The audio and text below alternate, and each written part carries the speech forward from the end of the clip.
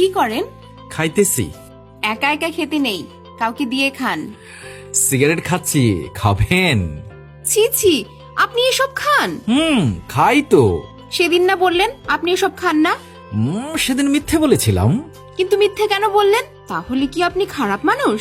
লোকজন তো তাই বলে, এখন আমিও বলি। তো আপনি খারাপ কেন? জানি না, এমনিতেই খারাপ। তাহলে ভালো হয়ে যান না কেন? চেষ্টা করি না, তাই হই না। তাহলে ভালো হয়ে যান। ভালো হতে পয়সা লাগে না, সেটা তো জানেন। তাহলে কি লাগে? ভালোবাসা আর একটা ভালো মন লাগে। আমার কাছে সে দুটোর কোনোটাই নেই। তাহলে আপনি তো মানুষের মধ্যেই নাই। একদম ঠিক বলেছেন। ঘোড়ার ডিম বলেছি। কি ঘোড়ার ডিম? আপনি ঘোড়ার ডিম। আপনি ভাজি করে খান? আমি ডিম খাই না তো। তাহলে রাতে ঘুমানোর আগে মুখে মেখে নেবেন। আমি আপনার মতো রূপচর্চা করি না। আমি কি মেয়ে মানুষ যে রূপচর্চা করব? এবার থেকে করবেন। এখন থেকে করব কেন? কারণ আপনি অনেক খ্যাত। বাংলাদেশ যেহেতু কৃষি প্রধান দেশ, তাই দু একজন খ্যাত থাকতেই পারে। কি বলেন? হ্যাঁ, আপনি আসলেই একটা খ্যাত। আপনার হাসিটা না অনেক সুন্দর। সুন্দর না ছাই, একদম পচা। না, আমি সত্যি বলছি, অনেক সুন্দর। বাদ দেন তো এই বিষয়টা। আচ্ছা, বাদ দিলাম। তবে আপনার হাসিটা অনেক সুন্দর। আপনি কি পাগল? সত্যি করে বলেন তো, আপনি কি সিগারেট খান?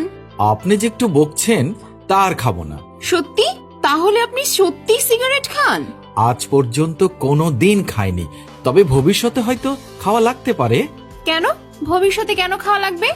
ছেলেদের সিগারেট খাওয়ার পেছনে মেয়েদের থেকে দুঃখ পাওয়ার কারণ, তাই ভবিষ্যতে খেতে হতে পারে। তাহলে আপনি কি রেডি আছেন দুঃখ পাওয়ার জন্য?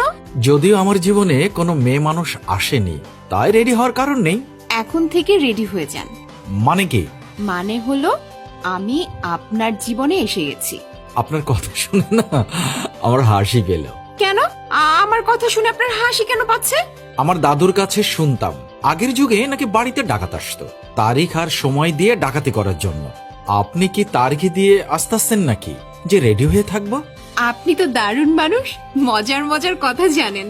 কই জানি, আমি তো শুধু আপনার কথার উত্তর দিলাম। না না, আমার কারণে আপনার কোনোদিন সিগারেট খেতে হবে না। আর মেয়েদের কারণে সিগারেট খেতে হয়, এই ধারণাটাও আমি পাল্টে দেব। তবে একটা কন্ডিশন আছে। কন্ডিশন? কি কন্ডিশন বলেন তো? অনেক মেয়েদের ধারণা ছেলেদের কারণে চোখের জলে মেয়েদের বালিশ ভেজে। আপনি এই ধারণাটা পাল্টে দেবেন কিনা বলেন। অবশ্যই দেব। তবে আমরা দুজন কিন্তু এখন থেকে আর আপনি বলে ডাকবো না, তুমি বলে ডাকবো। কি বলেন? একদম ঠিক কথা বলেছেন।